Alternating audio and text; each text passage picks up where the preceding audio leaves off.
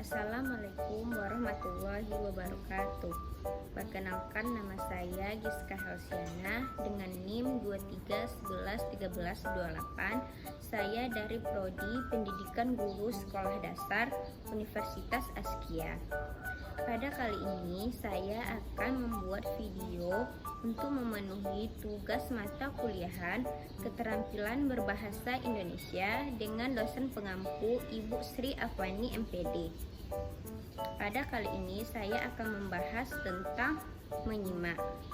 Yang pertama, pengertian menyimak. Menyimak adalah keterampilan mendengarkan dengan penuh perhatian dan pemahaman untuk menangkap isi pesan yang telah disampaikan. Yang kedua, tujuan dan tahap menyimak. Tujuan menyimak adalah untuk mendapatkan informasi, pengetahuan, memahami informasi, memperoleh ide, dan yang paling penting adalah mengembangkan kemampuan menyimak kita. Tahap menyimak ada 5. Yang pertama, mendengarkan. Yang kedua, memahami. Yang ketiga, mengingat ulang. Yang keempat, menilai. Dan yang kelima, merespon. Yang ketiga, jenis-jenis menyimak. Jenis-jenis menyimak yang pertama adalah menyimak intensif.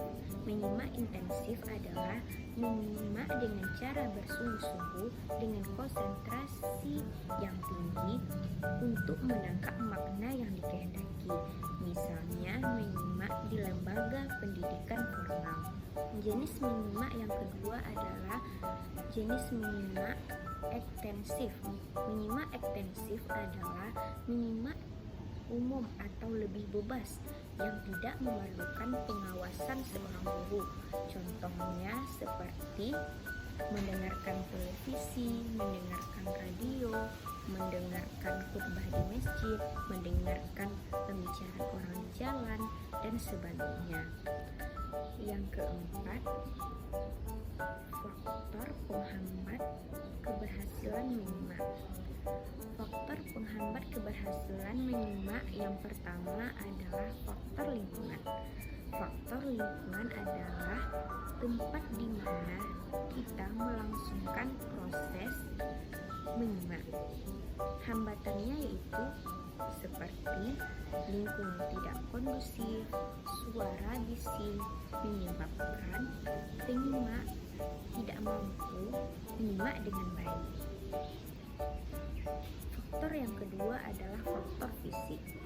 Faktor fisik adalah faktor yang berada di diri penyimak, seperti ia tidak kondusif dalam menyimak karena dia merasa lelah, lapar, sakit, yang fisiknya rasakan tidak nyaman dan memungkinkan si penyimak tidak fokus dalam melakukan simakannya.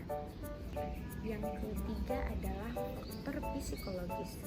Faktor psikologis berhubungan dengan mental kejiwaan seseorang. Contohnya, apabila seorang penyimak memiliki banyak pikiran, seperti pikirannya tentang masalahnya di kantor, di rumah, di masyarakat, dimanapun itu, membuat si penyimak tidak fokus dengan apa yang didengarnya. Yang kelima adalah ciri-ciri menyimak yang baik. Yang pertama, menyimak dengan cara konsentrasi. Menyimak dengan cara konsentrasi adalah menyimak dengan cara memfokuskan perhatian pikiran terhadap apa yang disimak. Yang kedua, menelaah bahan simakan. Yang ketiga, menyimak dengan cara kritis. Menyimak dengan cara kritis adalah menyimak dengan cara memperhatikan kesalahan, kekeliruan, kekurangan si pembaca materi atau yang menerangkan. Yang keempat adalah membuat catatan.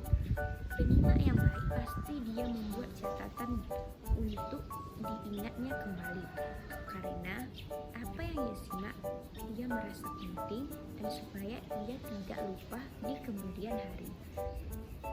Yang keenam, faktor keberhasilan menyimak.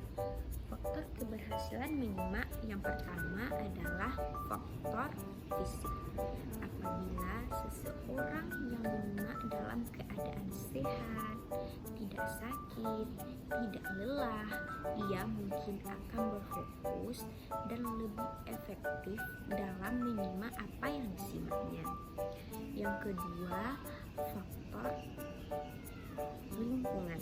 Dengan lingkungan yang memadai, dengan lingkungan yang tepat dalam menyimak, mungkin penyimak akan lebih terfokus dan tidak mendapatkan gangguan seperti suara bising, lingkungan tidak kondusif, dan sebagainya. Faktor yang ketiga adalah faktor psikologis. Faktor psikologis berkaitan dengan mental, sikap, dan minat. Apabila seseorang memiliki sikap yang baik, minat yang baik, dia mungkin akan bersimpati terhadap apa yang disimaknya. Faktor yang keempat adalah faktor pengalaman. Dengan adanya pengalaman si penyimak yang berkenaan dengan apa yang disimaknya, memungkinkan ia lebih terfokus dan lebih paham apa yang disampaikan oleh si pemateri atau yang menyampaikan bahan simakan tersebut. Yang kelima, faktor motivasi. Dengan ada motivasi di dalam diri si penyimak, memungkinkan penyimak bertekad kuat untuk memahami simakannya karena dari awal ia sudah termotivasi dan semangat untuk menyimak apa yang ia dengarkan. Ketujuh, cara meningkatkan perilaku menyimak. Yang pertama, memahami maksud pembicara. Yang kedua, tidak tergesa-gesa. Yang ketiga, memahami maksud sendiri. Yang keempat, melihat perbedaan pemakaian bahasa. Yang kelima, memahami prasangka sendiri. Yang keenam, memahami prasangka pembaca. Yang ke-8, strategi menyimak untuk anak SD. Yang pertama, simak ulang ucap. Simak ulang ucap yaitu menghususkan kepada penyimak untuk mendengar dan mengulang kembali apa yang telah didengarnya. Contohnya seperti guru memberikan kosakata kepada muridnya, setelah itu muridnya mengulang kembali apa yang didengarnya dari gurunya. Yang kedua, strategi simak kerjakan. Pada strategi ini ditekankan kepada kegiatan. Contohnya, guru memberikan latihan soal kepada siswanya setelah menerangkan materi. Contohnya, kerjakan soal halaman 1 dan 2, di mana siswa menyimak dan di situ juga setelah ia menyimak, ia mengerjakan apa yang diperintah oleh gurunya. Ketiga, simak terka. Simak terka adalah di sini pendengar tidak hanya mendengarkan saja dan menyimak tetapi juga menerka. Contohnya, suatu hewan yang memiliki kaki 2, dia selalu bersuara di pagi hari. Hewan apakah itu? Jawabannya adalah ayam. Di sini penyimak juga menyimak serta menerka apa yang disampaikan oleh pembicara. Yang keempat, simak tulis. Simak tulis ialah mendengarkan perkataan lisan dan menuliskannya ke bentuk catatan. Contohnya, guru di kelas memaparkan materi, siswa menulis poin-poin penting yang disampaikan oleh guru tersebut. Yang kelima, bisik berantai. Strategi bisik berantai yaitu menyampaikan pesan dari siswa satu ke siswa lainnya melalui bisik berantai, di mana proses ini menyampaikan seperti rumus pelajaran atau cara melakukan sesuatu. Disitulah siswa diuji kemampuan menyimak, mendengarkan, dan kefokusannya. Yang keenam, identifikasi kalimat topik. Di sini guru menerangkan materi yang diajarkannya, kemudian siswa menyimak topik yang ada dalam pembelajaran yang disampaikan oleh gurunya. Yang ketujuh, identifikasi kata kunci. Di sini sama halnya dengan identifikasi topik, tapi pada strategi ini siswa merangkum kata kunci apa yang telah ia simak atau apa yang telah ia dengar dari guru. Yang kedelapan, menjawab pertanyaan.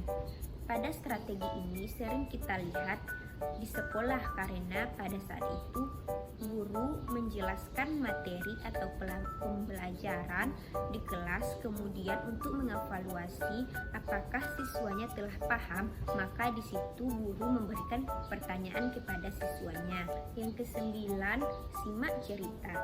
Pada strategi ini guru memaparkan cerita kepada muridnya atau siswanya, kemudian siswa menyimak atau mendengarkan serta merekam apa yang telah disampaikan oleh gurunya berbasis dengan cerita. Kemudian guru bisa menanyakan cerita kembali atau mengulang cerita itu apakah siswa mendengarkannya atau menyimaknya. Yang ke-10, parafrase. Strategi ini yaitu menyimak dengan cara mendengarkan materi, kemudian mengulangnya kembali dengan bahasa sendiri tapi dengan tujuan yang sama.